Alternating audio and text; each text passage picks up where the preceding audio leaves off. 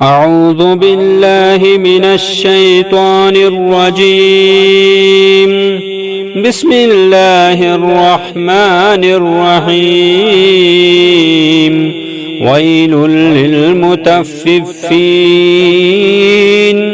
الذين إذا اكتالوا على الناس يستوفون وإذا كالوهم أو وزنوهم يخسرون ألا يظن أولئك أنهم مبعوثون ليوم عظيم يوم يقوم الناس لرب العالمين. كلا إن كتاب الفجار لفي سجين وما أدراك ما سجين كتاب مرقوم. ويل يومئذ للمكذبين الذين يكذبون بيوم الدين وما يكذب به إلا كل معتد أثيم. إذا تتلى عليه آياتنا قال أساطير الأولين كلا بل ران على قلوبهم ما كانوا يكسبون.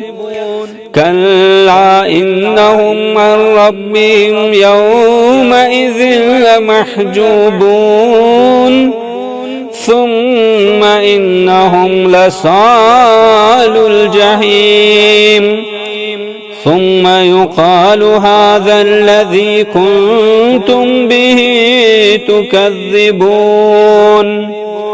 كلا إن كتاب الأبرار لفي عليين وما أدراك ما عليون كتاب مرقوم يشهده المقربون. إن الأبرار لفي نعيم على الأرائك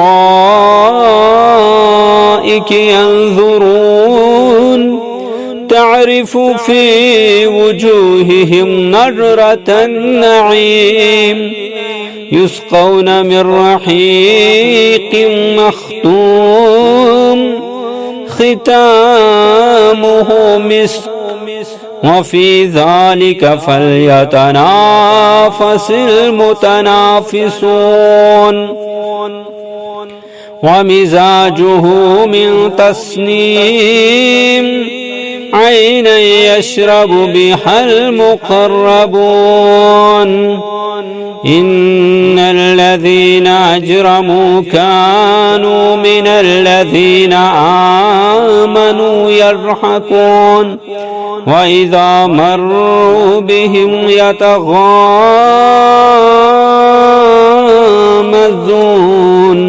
وإذا انقلبوا إلى أهلهم انقلبوا فكهين وإذا رأوهم قالوا إن هؤلاء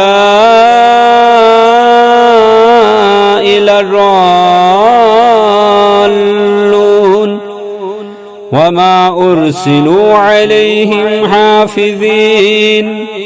فاليوم الذين آمنوا من الكفار يضحكون على الأرائك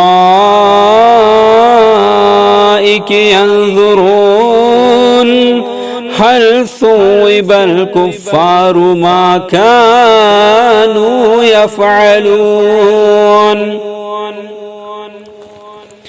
ڈنڈی مارنے والوں کے لیے تباہی ہے۔ وہ کہ جب وہ لوگوں سے ناپ کر لیں تو پورا لیتے ہیں، اور جب وہ انہیں ناپ کر یا تول کر دیں تو کم دیتے ہیں۔ کیا یہ لوگ یقین نہیں رکھتے کہ بے شک وہ قبروں سے اٹھائے جائیں گے ایک عظیم دن کے لیے، جس دن لوگ رب العالمین کے سامنے کھڑے ہوں گے؟ ہرگز نہیں، بے شک بدکاروں کا اعمال نامہ سجین میں ہے، اور تمہیں کیا معلوم کہ وہ سجین کیا ہے؟ ایک کتاب ہے لکھی ہوئی۔ ہلاکت ہے اس دن جھٹلانے والوں کے لیے، وہ جو روز جزا کو جھٹلاتے ہیں اور اسے صرف ہر حد سے بڑا گنہگار جھٹلاتا ہے۔ جب اس پر ہماری آیتیں تلاوت کی جاتی ہیں تو کہتا ہے یہ تو پہلے لوگوں کی کہانیاں ہیں۔ ہرگز نہیں، بلکہ ان کے دلوں پر ان کے برے اعمال نے زنگ لگا دیا ہے۔ ہرگز نہیں، بے شک اس روز وہ کافر اپنے رب کے دیدار سے یقیناً محروم رکھے جائیں گے، پھر بے شک وہ ضرور دوزخ میں داخل ہوں گے۔ پھر ان سے کہا جائے گا کہ یہ وہی چیز ہے جسے تم جھٹلایا کرتے تھے۔ ہرگز نہیں، بے شک نیک لوگوں کا اعمال نامہ یقیناً علیین میں ہے، اور تمہیں کیا معلوم کہ وہ علیین کیا ہے؟ ایک کتاب ہے لکھی ہوئی، اس کے پاس حاضر رہتے ہیں مقرب فرشتے۔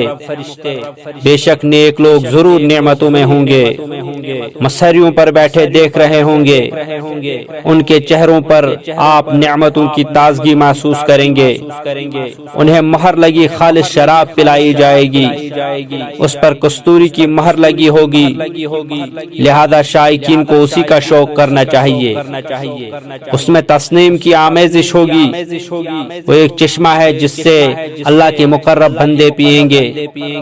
بلا شبہ مجرم لوگ دنیا میں مومنوں پر ہنستے تھے، اور جب وہ مسلمانوں کے پاس سے گزرتے تو آپس میں آنکھوں سے اشارے کرتے تھے، اور جب وہ اپنے اہل و عیال کی طرف لوٹتے تو دل لگی کرتے لوٹتے، اور جب وہ کافر ان مسلمانوں کو دیکھتے تو کہتے تھے بلا شبہ یہ یقیناً گمراہ لوگ ہیں، حالانکہ وہ کافر ان پر نگراں بنا کر نہیں بھیجے گئے تھے۔ چنانچہ آج مومن لوگ کافروں پر ہنس رہے ہوں گے، مسحریوں پر بیٹھے انہیں دیکھ رہے ہوں گے، اور کہیں گے کیا کافروں کو ان کی حرکتوں کا بدلہ مل گیا جو وہ کرتے تھے۔